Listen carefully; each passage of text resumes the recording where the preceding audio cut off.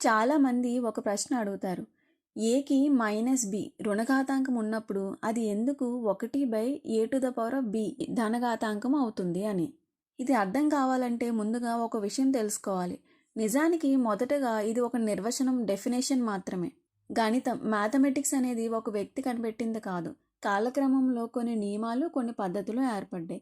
అలాగే రుణఘాతాంకం, నెగిటివ్ ఎక్స్పోనెంట్ని కూడా గణిత శాస్త్రవేత్తలు ఒక విధంగా నిర్వచించారు. ఎందుకంటే అలా నిర్వచిస్తే ఘాతాంక నియమాలు అన్నీ సరిగ్గా పనిచేస్తాయని. ఇప్పుడు నేను మీకు ఒక కారణం చూపిస్తాను. ఆ కారణం చూసిన తర్వాత అవును, ఇది నిజంగా మంచి నిర్వచనమే అని మీకే అర్థమవుతుంది. ఎందుకంటే ఘాతాంక నియమాలు ఒక్కసారి అర్థమైతే ధనాత్మక ఘాతాంకాలు, రుణాత్మక ఘాతాంకాలు మరియు శూన్య ఘాతాంకం అన్నీ ఒకే విధంగా ఏకరీతిగా పనిచేస్తాయని అర్థం చేసుకోవచ్చు. ముందుగా ధనాత్మక ఘాతాంకాలను పరిశీలిద్దాం. ఇవి అర్థం చేసుకోవడానికి చాలా సులభంగా ఉంటాయి. మన దగ్గర a⁴1, a⁴2 లేదా a², a⁴3 లేదా a³ a⁴4 ఉన్నాయి అనుకుందాం. a⁴1 అంటే ఏంటి? అది సింపుల్గా ఏ ఒకసారి మాత్రమే ఉంటుంది. తర్వాత a² ఎలా వచ్చింది? ఈ ఏని ఏతో గుణిస్తే మనకి a⁴2 వస్తుంది. అంటే a × a = a². ఇంకా a³ కావాలంటే మళ్ళీ ఒకసారి ఏతో గుణించాలి. a² × a అంటే a³.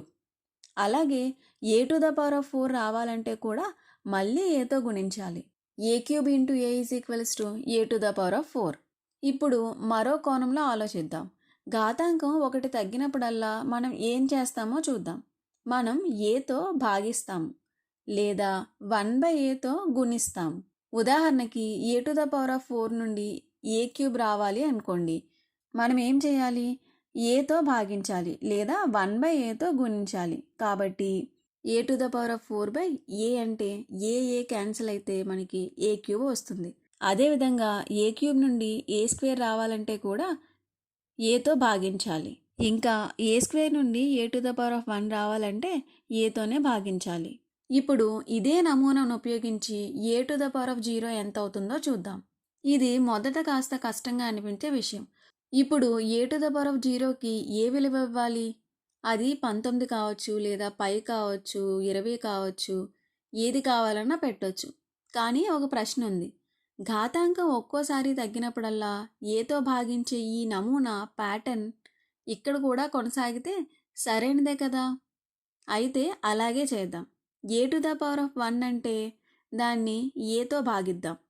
కాబట్టి a/a ఏమవుతుంది? 1. అందుకే a⁴0 1 అని నిర్వచించారు.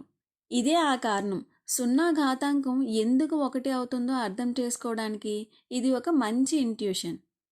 ఇప్పుడు రుణఘాతాంకాలను చూద్దాం. a⁻−1 అంటే ఏమవ్వాలి? ప్యాటర్న్ మార్చకూడదు. కాబట్టి ఘాతాంకం తగ్గినప్పుడు మళ్ళీ ఏతో భాగించాలి. a⁴0 అంటే 1.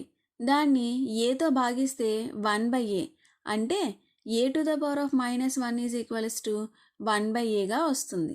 ఇప్పుడు ఇంకొకసారి తగ్గిద్దాం. అంటే a⁻−2 1/aని ఏతో భాగిస్తే 1/a² వస్తుంది. ఈ ప్యాటర్న్ని కొనసాగిస్తే ఎన్నిసార్లు ఎడం వైపుకి వెళ్ళినా ఒకే నియమం పాటించాలి. చివరికి మనకు ఏం వస్తుందంటే a⁻−b 1/a⁴b. ఇలా ఘాతాంకం 0 అయినా, ధనఘాతాంకం, రుణఘాతాంకం ఏదైనా అన్నీ ఒకే ప్యాటర్న్లో సరిపోతాయి. అందుకే ఇవి ఇలా నిర్వచించబడ్డాయి. మనం ఏం నేర్చుకున్నాం?